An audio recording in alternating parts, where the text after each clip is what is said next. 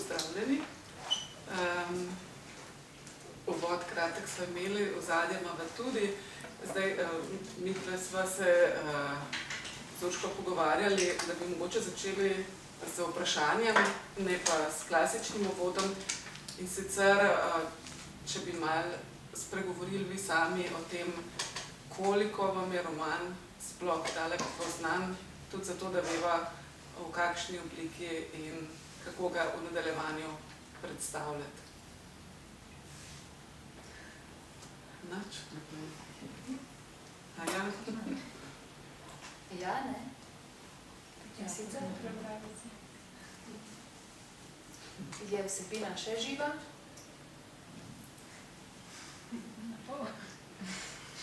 No, koliko? O čem govori? Kdo bo pomagal? O dnevniku.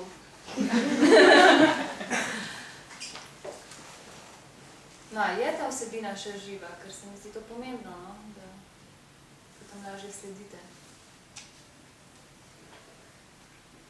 A to jaz povzamem? A to rabite? Zelo na kratko, seveda, brez kakih stranpoti. Beatin dnevnik je zgodba guvernante Beate, ki pride na graščino Š. Izkaže se, da je to grad knjižnik. Da bi postala vzgojiteljica dvojkama, Rozi in Violi, to sta grofovi hčerki. Na gradu se seveda usodno zaljubi, in sicer plebejca Richarda, ki je zelo izobražen, načitan mož, vendar pa ji dejstvo, da je vanj zaljubljena tudi grofova hčerka, preprečuje to, da bi mu razkrila svojo ljubezen. In ko se izkaže, da je med Richardom in grofovo hčerko Doro neko incestuidno razmerje in Dora v romanu tudi umre, mu Beata razkrije to svojo ljubezen. Zgodba se konča srečno s poroko Beate in Richarda, ki se ima na koncu rodi tudi hčerka Dorica, ki v bistvu oživlja spomin na grofovo hčer Doro. Tole je zdaj seveda zelo skrajšano, gre za to glavno zgodbo, ampak upam, da v tem trenutku zadostuje. Rada bi se še zahvalila, zelo sem vesela, da pogovor vodi Tina Kozin, za katero ste gotovo že slišali, zato ker se mi zdi, da sva v oddaji Ars Humana uspeli ta roman prikazati v bistvu zelo dobro, prav z njenimi spretno zastavljenimi vprašanji. Tole, kar vidite zadaj, so pa v bistvu medijski odzivi na to faksimilirano izdajo. Sama sem bila zelo presenečena, pozitivno seveda, ker so se vse povsod pač zanimali za to izdajo, kar ni tako pogosto, se mi zdi. In zdaj že pomalem nekako upam na konec tega, seveda z veseljem, ko se oziram nazaj. Zelo sem vesela tudi, ker so tam spodbudno pisale ženske. Se vemo, da si ženske včasih težje izrekamo, kakšne pohvalne in spodbudne besede, no upam, da ni čisto tako. Pa vesela sem, da smo danes na besedni postaji, ne samo zato, ker sem pač v vaši družbi, pač pa tudi zato, ker je to nekakšen recimo vrhunec pa sklep vsega. Še ena predstavitev bo decembra in takrat bi res rada s tem zaključila in ne gre knjiga pač med bralce samo, a ne brez predstavitev. Tako da hvala še enkrat in Tini in gospe Maji in knjigarni in vsem pač, ki ste si vzeli čas. Jaz se pa tudi zahvaljujem, ker priložnost za tako izčrpan, zanimiv pogovor, tudi človek je ne dobil vsak dan, no. Mogoče bi glede na to, da smo začeli pri vsebini nadaljevali z zgodovinskim okvirom, v katerem je roman nastal in ki je bil v bistvu zelo pomemben za razvoj slovenske proze. Roman je nastal v resnici že 5 let prej, preden je bil izdan, torej leta 1882. To je torej zadnja tretjina 19. stoletja. Čas zelo močnega narodnega preporoda, ki se seveda začne že tam okrog sredine, a ne, z marčno revolucijo, govorimo tam v vrhuncu. In to je tudi čas, v katerem se je konstituirala slovenska pripovedna proza. Tedaj ga urednik Kresa Jakob Sket ni želel izdati, tako da je izšel šele 1887, se pravi s 5-letno zamudo, zanimivo v Novem mestu, ne v Ljubljani ali Celovcu, pri Janezu Krajcu.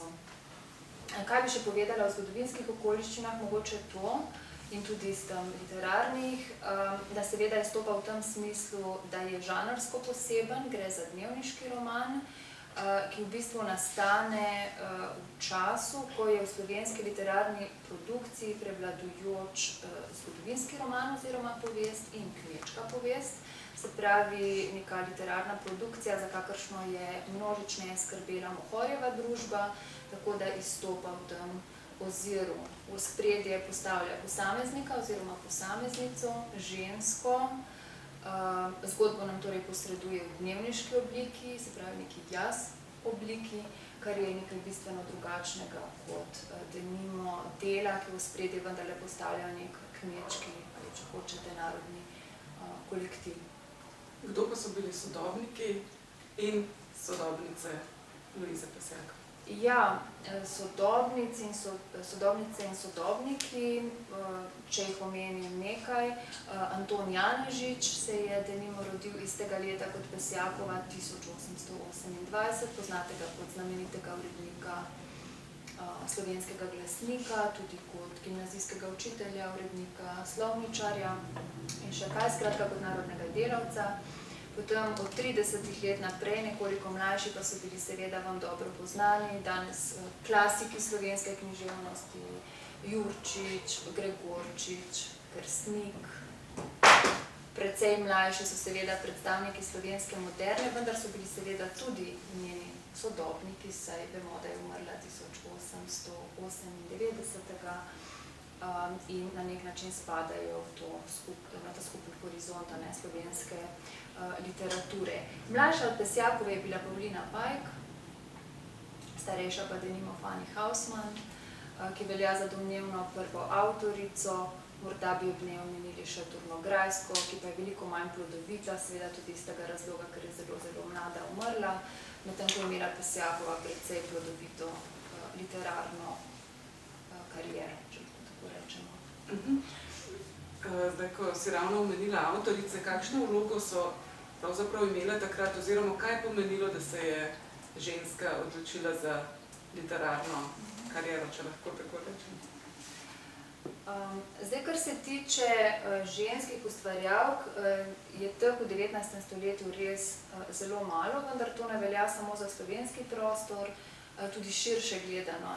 Je šele konec 19. stoletja tisto, torej če se ozremo po drugih književnostih, ko je vse več ženskih avtoric. Recimo v slovenskem kontekstu bi omenila revijo Slovenka ali Ženski svet, ko se pač res poveča število ženskih avtoric, tudi na primer z konca stoletja Kredrovo, ampak ko govorimo o 19. res mislimo na avtorice, ki so živele in delovale res pretežno v tem času in tega ni veliko. Kaj to pomeni? Ja, zagotovo je to izjemno, da je kot ženska pač vstopila v svet, ki je bil pretežno moški. Po drugi strani je pa to po svoje razumljivo oziroma lahko to njeno udejstvovanje razumemo tudi kot neko potrjevanje meščanske izobraženske identitete. V tem smislu ni mogoče spregledati, da je imela zagotovljeno neko materialno eksistenco, da je bila kot deklica in pozneje mladenka in ženska deležna bogate vzgoje in izobraževanja in da je ta literarna ustvarjalnost pravzaprav nasledek tega. Še več, pri Pesjakovi bi si, zdaj ko jo res dodobra poznam, govorim seveda skozi študij arhiva, bi si upala trditi, da je bil to pri njej resnično projekt, saj si je že kot dekle nekako zadala, da bo postala pesnica, da bo postala ustvarjalka in je na tem tudi nekako sistematično delala, vselej se je skušala literarno širiti obzorje, z branjem, s poskusi v pisanju, pozneje tudi z resnim literarnim ustvarjanjem, z rednimi obiski gledališča, skratka z dejavnostjo na širšem kulturnem področju in na vse zadnje tudi z druženjem z ljubljanskimi meščani. V nadaljevanju bova se še podrobneje posvetili temu, da gre za roman v dnevniški obliki.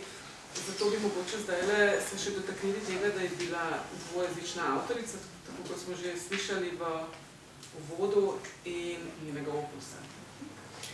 Ja, Pesjakova je izjemna v tem smislu, da je ohranila dvojezičnost in s tem tudi dvokulturnost skozi vse življenje oziroma skozi vso ustvarjalno pot. Bom omenila Prešerna, ker ta primer pač vsi poznate, veste tudi, da je začel pisati v nemščini, vendar pozneje samo v slovenščini. No in zdaj, če potegnemo neko tako primerjavo, potem je seveda pri Pesjakovi zanimivo pa ravno to, da sicer začne kot nemška ustvarjalka, nemščina je jezik, ki je bil v bistvu najbližje, v katerem je bila šolana, tudi vzgojena, čeprav so bili Krobatovi veliki podporniki slovenskega narodnega gibanja, da začne v 60. letih 19. stoletja objavljati v slovenščini, ampak da v bistvu še naprej piše tudi v nemščini in da ohranja to svojo dvojezičnost, se pravi objavljanje v slovenščini in nemščini do konca življenja. In ta večjezičnost je po mojem pri njej velika kvaliteta. Na nek način bi lahko govorili tudi o dvopripadnosti, tako slovenskemu kot tudi nemškemu kulturnemu krogu. Zato sem sama nekoliko zadržana do pojma, da gre pri njej za transformiranje v slovensko avtorico. Seveda, ja, ta njena literatura je močno prežeta s slovensko idejo, s domoljubnim sporočilom, kar je bilo tudi precej spregledano, ampak vendarle ne ostaja doma v obeh jezikih in v obeh kulturah stanove. Ampak ne gre pa spregledati tega, da je roman Beatin dnevnik njeno najdaljše delo, in da je bila ta odločitev, kot si sama dejala, programska. Ja. Beatin dnevnik je njeno najobsežnejše pripovedno delo. Predtem je napisala povestice oziroma novelice Dragutin, Očetova ljubezen in Rahela. In se potem lotila Beatinega dnevnika, ki je bilo zanjo precej zajeten projekt. Zajeten tudi v jezikovnem smislu, saj vemo, da se je slovenščine začela učiti šele s hčerkami, ob učitelju Antonu Lesarju, mentor je bil tudi Fran Levstik. In z tega stališča bi lahko pač pričakovali, da je morala biti ta odločitev programske narave. V bistvu pa ne samo pri Pesjakovi, jaz mislim, da to lahko trdimo kar za precejšen del slovenske književnosti 19. stoletja, da je šlo za program, v bistvu za tudi program, ki ga je, kar se tiče pripovedništva, v 19. stoletju začrtal Fran Levstik po potovanju iz Litije do Čateža. Se pravi, da so se ti avtorji, ustvarjalci pravzaprav odločili pisati v slovenščini, se vemo, da so bili šolani, seveda, v nemščini, ne? Zdaj bi se pa dotaknila še enega dejstva ob tem, da je pač roman dnevniški. Namreč omenila si, da je bilo dolgo časa spregledano, da vsebuje knjiga tudi domoljubne elemente. To je tudi eden izmed vzrokov, zakaj je bila toliko časa spregledana oziroma morda narobe vrednotena v literarni zgodovini. Pa bi morda povedala kaj o tem in o oznaki ženski sentimentalni roman, s katero so. Zelo bi se strinjala, da gre v bistvu res za neko napačno vrednotenje. Namreč, zdaj, če se vrnem mogoče celo k tistemu uvodnemu vprašanju o zgodovinskem kontekstu 19. stoletja, pa v slovenski književnosti, lahko seveda rečemo, da je bila od druge polovice 19. stoletja pri nas močna težnja po tem, da se uveljavi realizem. In ta slovenski realizem je bil v bistvu zelo razvejan, saj se pojavljajo najrazličnejše variante, tu se mi zdi še vedno zelo posrečena Slodnjakova delitev realizma na folklorizirajoči, slavizirajoči, sentimentalni, klasični in tako naprej, ker zelo lepo pokaže, kako raznoroden je bil ta realizem. In ja, Pesjakovo so nekako narobe razumeli oziroma so jo usporejali s sentimentalnim romanom. Nikjer sicer jasno ne piše, kaj naj bi bil zgled za tako pisanje. Nekateri omenjajo nemško romanopisko Marlit, avtorico trivialnega, sentimentalnega ženskega romana. Bržda pa mislijo tudi na nemško avtorico iz 18. stoletja, Sophie von La Roche, ki velja za neko tako znamko sentimentalnega romana. In zakaj ta odklonilen odnos? Verjetno tudi zato, ker so seveda sentimentalne prvine, ta pretirana razčustvovanost nezaželene v tej književnosti, ki želi iti v smer realizma in ki želi biti narodno prebudna, spodbudna. Tako je na primer zelo slabšalno roman označil vam seveda dobro poznani literarni zgodovinar Slodnjak, pa tudi France Kobler pred njim. Zelo slabšalno, skratka, da gre za neko pogrošno, sentimentalno, razčustvovano pisanje. In v bistvu me zelo čudi, da v tem romanu, pa tudi širše v delu Pesjakove, mislim tako na pesništvo kot na pripovedništvo in dramatiko, niso prepoznali teh močnih domoljubnih elementov. Naravnost pa me je začudilo v tem romanu, ko sem to na novo odkrila, kako je mogoče, da je bilo to spregledano. No, in z tega stališča je pač roman nekako utonil v pozabo, ni se zdel vreden resnejše obravnave. Je pa treba tu pač izpostaviti nek vendarle mejnik v obravnavi opusov ženskih avtoric, ki bi omenila Mirana Hladnika, ki je v 80. letih obravnaval korpuse ženskih avtoric, pravi ne samo Pesjakove, tudi Pajkove, ki je v bistvu najbolj plodovita avtorica 19. stoletja in je nekako dal neko mesto, prvič v slovenski literarni zgodovini, bom rekla tudi brez slabšalnega prizvoka, ker je v bistvu oznako ženski roman uporabljal kot oznako za roman, ki ga piše ženska, v katerem je glavna junakinja ženska in ki ga berejo predvsem ženske, vendar resnično brez nekih slabšalnih oznak. Potem pa mlajša literarna zgodovina skuša ta roman postavljati v zvezo z evropskim socialnim in psihološkim romanom. Tu sem pa jaz, moram reči, zadržana prav na podlagi tega, o čemer pišem tudi v spremni študiji, ker se mi vendarle zdi pomembno, da upoštevamo neke neposrednejše povezave z evropsko literaturo, se pravi to, kar naj bi bilo dejansko neko bralno obzorje in horizont Pesjakove, to, kar je poznala, kar je brala, in tu sem si drznila uporabiti oznako družinski roman, ne kar tako, pač pa na podlagi arhivsko dokazanih povezav s švedskim družinskim tipom romana in jo nekako prvič postaviti v to zvezo. Vse drugo se mi zdi prej špekulacija, da ne rečem preinterpretacija, ko jo pač usporejamo še s takimi drugimi. Da sem zelo zadržana do takih primerjalnih analiz. Tehle povezav se bova še dotaknili oziroma nekih zgledov, zdaj bi morda nadaljevali na temu delu, ki si ga ravno tudi že omenila, namreč, ko si govorila o dejanskih povezavah, v bistvu je tebi uspelo, če lahko tako rečem, revidirati nekatere trditve starejše literarne zgodovine prav z tem zelo natančnim raziskovanjem in tudi z branjem dejanskega avtoričinega dnevnika. Ja, moram reči, da se mi zdaj v obdobju, recimo pol leta po izidu knjige, porajajo celo še neke druge zamisli.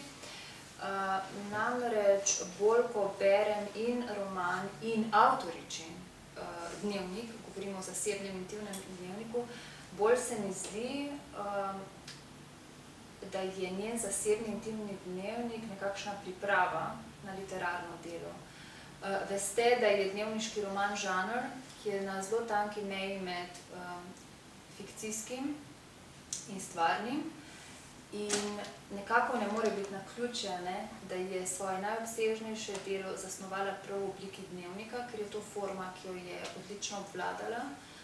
Zelo disciplinirana je bila namreč pri pisanju zasebnega, intimnega dnevnika, ki ga je pisala kot mladenka od 16. leta. V Muhu so hranjeni 3 zvezki zelo bogati, kulturno-zgodovinsko zanimivi. In tudi en popotni dnevnik, ki je pa iz malo poznejšega časa, ko je bila že poročena gospa in je tudi svojo hčerko, operno pevko, kar precej potovala po Evropi. In z tega stališča, ker tudi v zasebnem dnevniku se ona uri v pisanju verzov, tudi opisi dogodkov so zelo lirizirani, tako bi rekla že kar literarni, je mogoče reči, da je ta zasebni dnevnik nekakšna vadnica, priprava na poznejši dnevniški roman. To pa lahko trdim toliko bolj tudi zato, ker je v tem dnevniškem romanu, in to je tudi nekaj, kar se mi nekje kaže, vedno bolj veliko avtobiografskega. To ne pomeni, in nikjer tudi ne trdim, da je Beata alter ego Louise Pesjak, ki je pač pa, da je to svojo avtobiografskost vnesla v ta roman na več nivojih.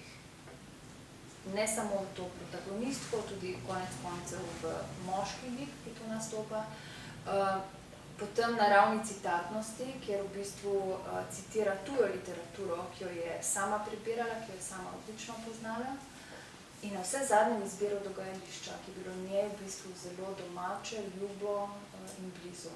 In to je ta graščina. Je pa izbira tega literarnega žanra, ki je bila takratni čas kar drzna, tudi reflektirana v samem romanu, tako da ni naivno prešla iz intimnega dnevnika v literarno. Ja. Pesjakova res na ogromno mestih v romanu reflektira dnevniško pisanje. Se pravi, drugače povedano, v romanu imamo veliko mest, kjer v bistvu v literaturi razmišljajo o tem svojem literarnem pisanju v obliki dnevnika. Tako velikokrat nagovarja dnevnik. Protagonistka tudi piše, kako s pisanjem rešuje preteklost pozabe, kako dogodke rešuje pozabe. Se pravi, imamo krasno upovedano funkcijo pisanja, dnevniškega pisanja v samem romanu. Protagonistka se tudi zaveda, da s tem, ko piše zase in se hkrati postavlja v vlogo bralke. Tako da je na eni strani tista, ki pripoveduje, in na drugi strani tista, ki ponekoč to brala, kajti dnevniški roman je pravzaprav monološki, v osnovi. Hkrati pa se s tem pisanjem, ko bi rekli, da je to tudi neka očiščujoča funkcija pisanja, rešuje nekega letargičnega stanja, saj se ji zdi, da mrtvi materi pošilja sporočila. Torej, na nek način se rešuje tudi iz te osame, iz tega neprijetnega občutja. Ko pa se poroči z Richardom, pa seveda zaključi nekako in dnevnika pravzaprav niti ne potrebuje več. Zakaj je bila izbira žanra drzna?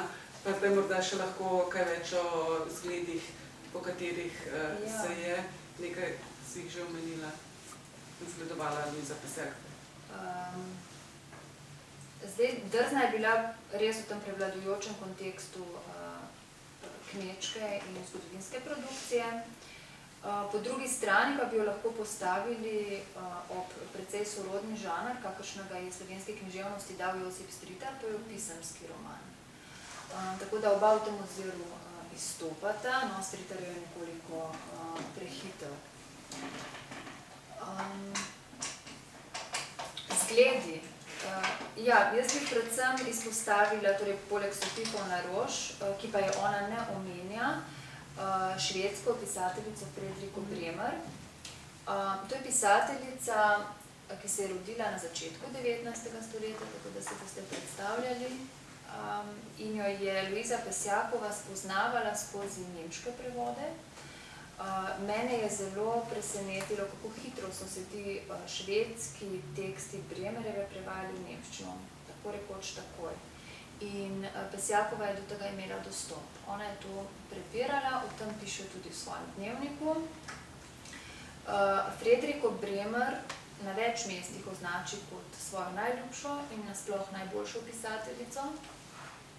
In ko beremo Beatin dnevnik, seveda opazimo ogromno podobnosti. Seveda ne smemo biti naivni, te podobnosti so seveda tudi posledica izbire žanra, ampak vendarle. Fredrika Bremer je med drugim napisala tudi roman Predsednikove hčere. Pesjakova omenja večkrat še en njen roman, to je Nina, katere uprizoritev je tudi gledala v Stanovskem gledališču, ker so to tudi dramatizirali. V Stanovskem gledališču so namreč nastopale tudi tuje igralske skupine in Pesjakova je to vse obiskovala. No in kaj je ena taka posebej zanimiva reč, če primerjamo te predsednikove hčere in Beatin dnevnik? Lik guvernante, ki je v vlogi pripovedovalke. To imamo pri obeh. Potem imamo na primer motiv dvojčic. Identično. To je samo nekaj potez. Ali pa na primer motiv oziroma lik tega izobraženega moškega plebejca Richarda, kakršen se pojavi, res zelo podoben tudi pri predsednikovih hčerah. In seveda ta družinska zgodba, tako rekoč, kjer torej res ne moremo spregledati povezav. In teh opisov branih izkušenj je v zasebnem, intimnem dnevniku, ki je bil v bistvu glavni vir ne samo za rekonstrukcijo dogajališča, pač pa tudi njenega branega horizonta ogromno. Tudi citati so posejani v dnevniku. Tako da gre za res nekaj neposrednejše povezave. Kaj pa, če pogledamo še Stritarjevega Zorina? Ja. Stritarjev Zorin je za razliko od Beatinega dnevnika umeščen na tuje, kjer se dogaja večji del v velemestnem okolju Pariza. S tem, da je zanimivo, da se tudi Stritarjev protagonist na koncu vrne domov, tako rekoč. Pomembna razlika je gotovo ta, da je konec za Stritarjevega junaka poguben. Pri Beatinem dnevniku je to zelo drugače in verjetno je to tudi eden redkih romanov, ki ima srečen konec. Zelo spodbuden. Zagotovo pa so bile tudi spodbude za Stritarjevo pisanje druge. Po eni strani njegova izkušnja domotožja, vemo, da je Stritar vedno od zunaj opazoval razmere na Slovenskem, se je bil večji del svojega življenja v profesorski službi na Dunaju, kjer je pač tudi študiral. Po drugi strani pa vemo tudi, da je takrat prebiral in študiral Schopenhauerja in verjetno je tudi to pustilo pač nekaj sledi pri sami zasnovi in idejnosti tega romana. Ampak kljub temu pa so, kot rečeno, tudi podobnosti. Podobnosti zlasti v tem smislu, da oba romana nekako polnita žanrske vrzeli v slovenski književnosti, pisemski dnevniški roman, da izstopata v tem žanrskem smislu in gotovo tudi v tem, da je v ospredju posameznica, se pravi nek res jaz formi. Čeprav pisma imajo praviloma naslovnika, lahko tudi ne, ampak gre res za to jaz obliko, v kateri se oba izražata.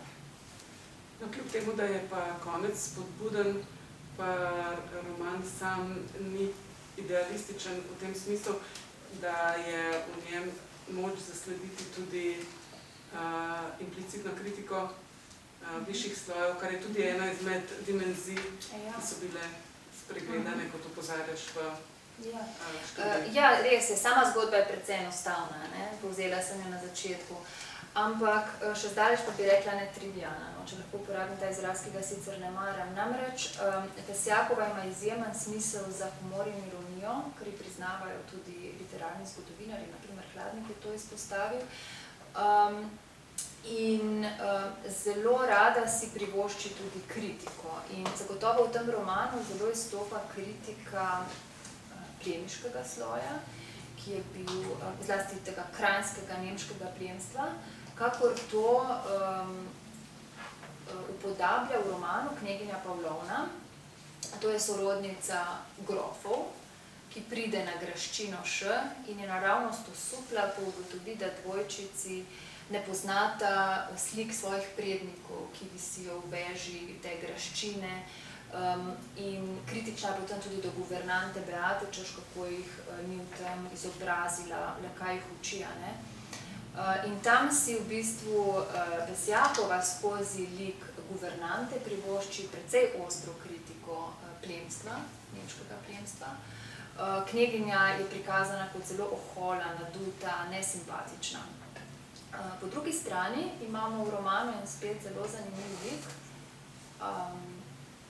Mademoiselle de la Tour, ki je spremljevalka Kneginje Pavlovne, je pa tak zelo simpatičen lik.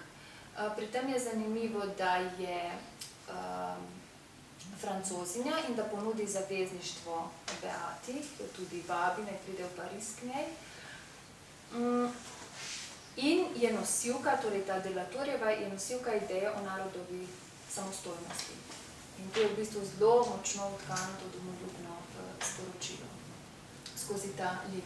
Zelo nevsiljiv, ampak v bistvu spreten način. Ne? Po eni strani kot kritika in po drugi strani kot neka narodna ideja, ki pa jo položi v usta nekega stranskega lika. Urška, morda bi, preden se lotiva še literarne pokrajine in glede na to, da bodo potem najni poslušalci slišali še odlomek iz romana, povedali kaj o jeziku samem in zapisu. O jeziku romana. Ja, jezik romana je seveda z današnjega stališča precej arhaičen. Mogoče to celo težkoča branje, ampak konec koncev je nekakemu uvajanju v branje namenjena spremna študija, ki upam, da to olajša. Se pa nisem odločila za kako posodabljanje, ker bi s tem zelo okrnila ta historični kontekst. Ja, to je bila tudi stvar premisleka, ampak sem bolj naklonjena izvirniku in smo se zato odločili tudi za to res taksimirano izdajo, torej za fotografski posnetek izvirnega besedila. Mogoče ga bo pa kdo posodobil, zato počitam bo, samo res se bojim, da se tam besedilo preveč izgubi. Omenili sva Snežnik, se pravi Notranjsko. Ko smo se pogovarjali o vprašanjih, si mi dala zanimivo iztočnico, da bi povedala še kaj o Notranjski kot literarnem prostoru, kot literarni krajini. Zakaj?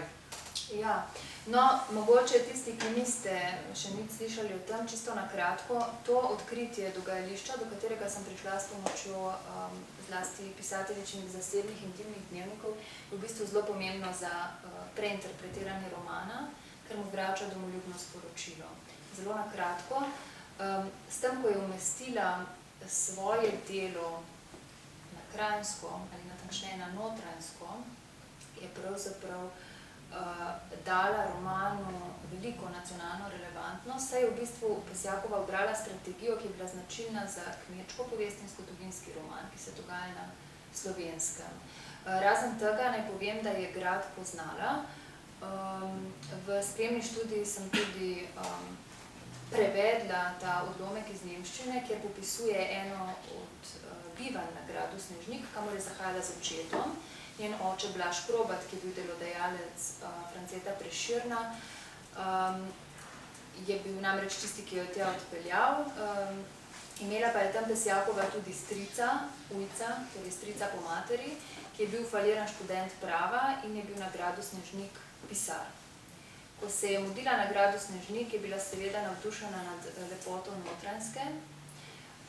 Tako popisuje na primer veslanje po Cerkniškem jezeru, ki je občutila božjo bližino. Popisuje svoje sprehode po Loški dolini, popisuje, kako so se povzpeli na Mali Kucelj, kjer se je odprl krasen pogled na Loško dolino in Notranjsko. Popisuje tudi tamkajšnje prebivalce in zelo pronicljiv je tudi opis gradu, tako zunanjosti kot notranjščine in celo prebivalcev in uradnikov.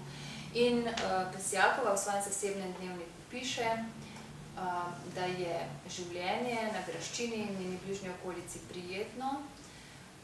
No, med drugim je bilo zelo zanimivo, ker popisuje, kako se je poskušala povzpeti na konja. Namreč na gradu Snežnik so dejansko imeli vzrejo lipicancev, ampak je to ni uspelo in zelo si je to želela, da bi bila kot prave dame v Angliji. Tam se tudi obregne ob ljubljanske opravljivke, češ v Ljubljani se ni dovoljeno sprehajati niti v službi moškega, kaj šele jahati konja, ker bi te vsi ogovarjali, torej ti obrekljivi kranjski jeziki. In pravi, da bi skratka zlahka shajala na gradu Snežnik, da pa bi pogrešala kako dobro knjižnico in dober klavir. Pesjakova je znala namreč tudi zaigrati na klavir, kar je verjetno manj poznano. Ne vem, koliko poznano pa je in temu res namenja tudi veliko pozornosti, kako se je uredila, oblekla, popesala in skratka, kako je izgledala. Veliko je dala tudi na svojo zunanjo podobo, na imidž bi rekli. No in ta Notranjska je nekaj, kar je zelo lepo odtkala v ta roman, to pokrajinsko kuliso. Razen te graščine je tu seveda leitmotiv Snežnika, ki je najvišja gora te istoimenske planote. Mogoče je rekonstruirati tudi druge kraje, kot so Stari trg, Lož, celo do Blok seže, ko omenja neko cerkvico. In tudi sama ta naravna kulisa omenja, da je to dežela rjavega medveda, omenja obširne stoletne gozdove. Skratka, ogromno teh motivov je posejanih po romanu, razen nekih krajšav, ki namigujejo tudi na dejansko obstoječe lokacije. Notranjska kot literarna pokrajina pa vam je verjetno poznana tudi iz Martina Krpana. Saj vemo, da se vrh nahaja v Notranjem, ker je izraz za Notranjsko. Ampak tisto, kar je pa mene presenetilo, pa je, ko je prišla na premierno predstavitev knjige Vnuk Župančičeva vnukinja, Alenka Župančič, in mi je kot darilo prinesla pesniško zbirko svojega deda med osternicami, oziroma osternicami, pravzaprav ne vem, kako se pravilno naglasi. Jaz sem takrat knjigo dala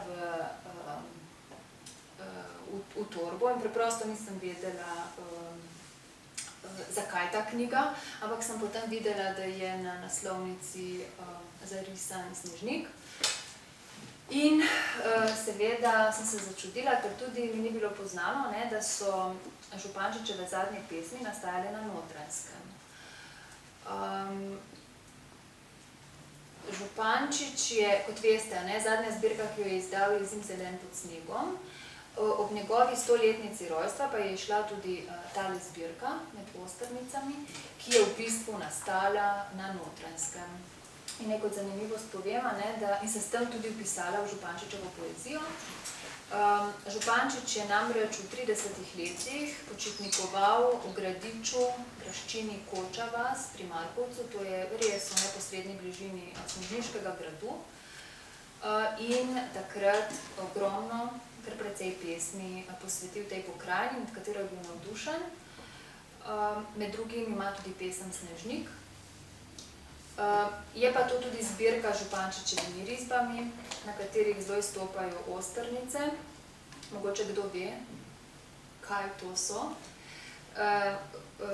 Osternice so v bistvu pripomoček, nekakšno stanjšano deblo, če hočete, ki je namenjeno sušenju sena ali krme. In osternice so take potem zelo, kako ne rečem, špičaste, tenke kope sena, če ste kdaj videli. In zanimivo mi je bilo še to, da je z Župančičem tam počitnikoval tudi Josip Vidmar, ki potem to pozneje popisuje v knjigi Obrazi. Tako da mi boste mogoče pokukali tudi v to knjigo. Še ena zanimiva reč pa je, ki dela tudi Notranjsko zanimivo z literarnega vidika, da je bila solastnica tega gradu, Koča vas, mati poznejše Izabele, poročene Marenci, ki si je z materjo v 17. stoletju iz Trsta dopisovala v slovenščini, kar v bistvu izpričuje tudi rabo slovenščine v teh fevdalnih krogih. Skratka, Notranjska v tem smislu skriva veliko bogastvo in je tudi kot literarna pokrajina očitno lepo zastopana. Naj omenim še, da sem pred leti pisala skupaj s profesorjem Hladnikom spremno študijo za roman Na mrtvi straži, ki pa se godi na Blokah. To je bil pa najobsežnejši kmečki roman doslej v slovenski književnosti in seveda tudi umeščen na Notranjsko. Gotovo sem zdaj še koga izpustila, ampak res tale Župančič me je pa čisto presenetil in zdi se mi, da ga kot takega pač nimamo v zavesti. Nekako te prilike omenjam. Pa da zaključiva morda vseeno pri Luizi Pesjak, preden prisluhnemo odlomku, govorili so o tem, kaj se je literarna zgodovina pregledala, česa ni. Kako pa bi jo recimo danes, kako jo umeščamo v kanon, kako bi jo mogli, oziroma Ja, v kanonu je v bistvu ni. Ni mi uspelo odkriti čitanke, ki mi je pred leti prišla v roke, v kateri je bil sicer odlomek iz Beatinega dnevnika, ampak to je bilo neko neobvezno čtivo. Zagotovo, pa ne zato, ker mi je ljuba in sem seveda zdajle pristranska, pa bi si zaslužila to umestitev v kanon. Zlasti z vidika interkulturne literarne zgodovine, ki seveda v ospredje postavlja večkulturne avtorje, in Pesjakova je naravnost idealen primer za to, ker je in slovensko in nemško pišoča avtorica. Hkrati je ena redkih ženskih ustvarjalk, je avtorica začetkov slovenske književnosti, tako rekoč. Namreč, če izvzamemo Hausmannovo, kjer se seveda pojavljajo dvomi o njenem avtorstvu, in Turnograjsko je pravzaprav edina, ki je delala družbo klasikom slovenske književnosti 19. stoletja. In mislim, da tudi neka kritična izdaja je lahko več kot dobra popotnica za to, da se jo primerno umesti v kanon in da se jo, če že ne v središče, ne pomakne vsaj malo bolj proti njegovemu središču. Hvala, Urška. Hvala tebi. Zdaj pa še odlomek, potem pa vaše vprašanje.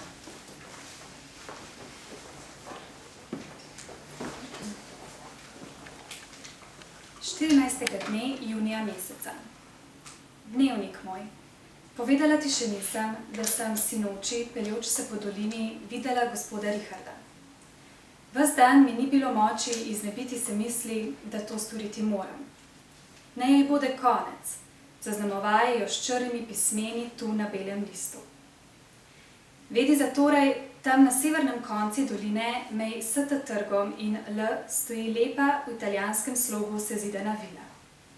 Pločata streha, upirajoč se na vitke, od vrha do tal z bršljanom obrastene stebre, senči verando, od katere drži visoka steklena vrata v lepe, okusno opravljene sobane. Zanimiva zbirka medoreznih podob, dragocene na platno malane slike novejših mojstrov in kipi slovečih pesnikov lepšajo zidove salona. Stopivšemu nasproti v prostorni dolbini se vzdiga marmornasta podoba Shakespearova v natvorni velikosti. Je li vreden vladar, kateremu pristoja prvo mesto?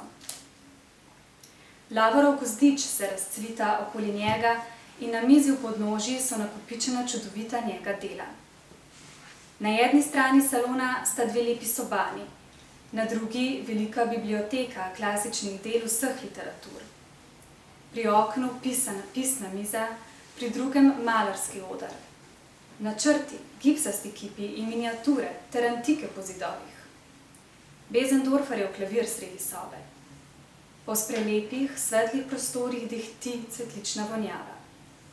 V tem čarokrasnem stanovanju, svetišče bi je imenovala, kjer se človeški duh umetelnosti in genij uklanja, biva gospod Richard.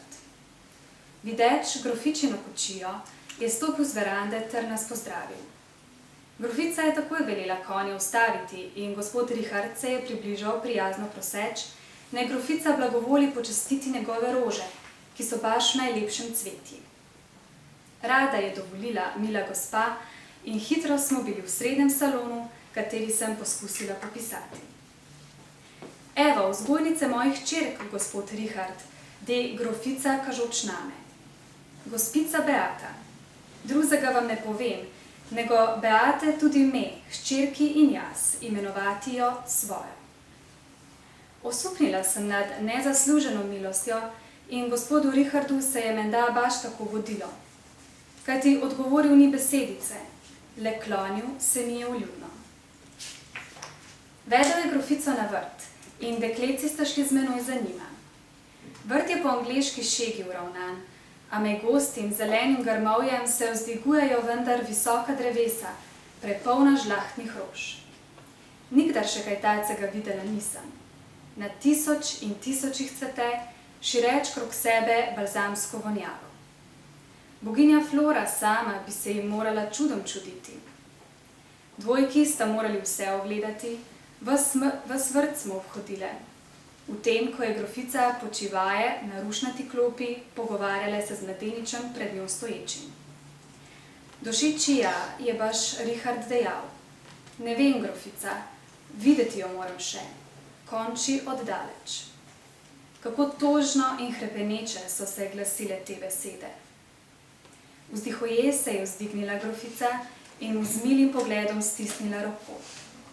Molče jo je spremil Richard do kočije, kjer je našla v elegantnem vrpasci velik šop dehtečih rož.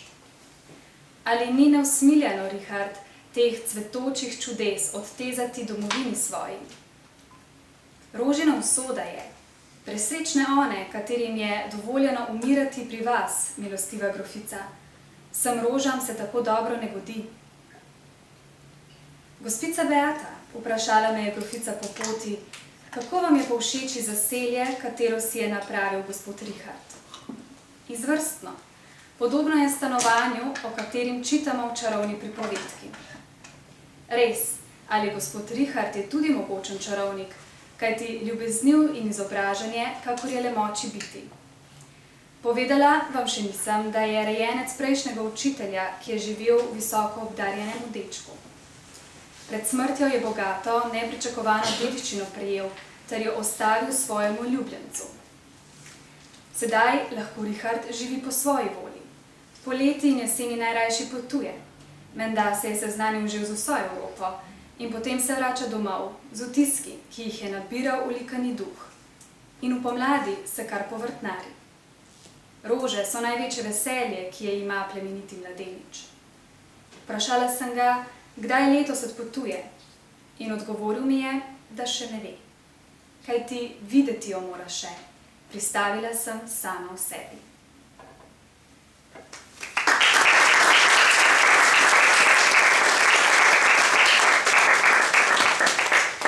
Hvala. Tako vprašanja.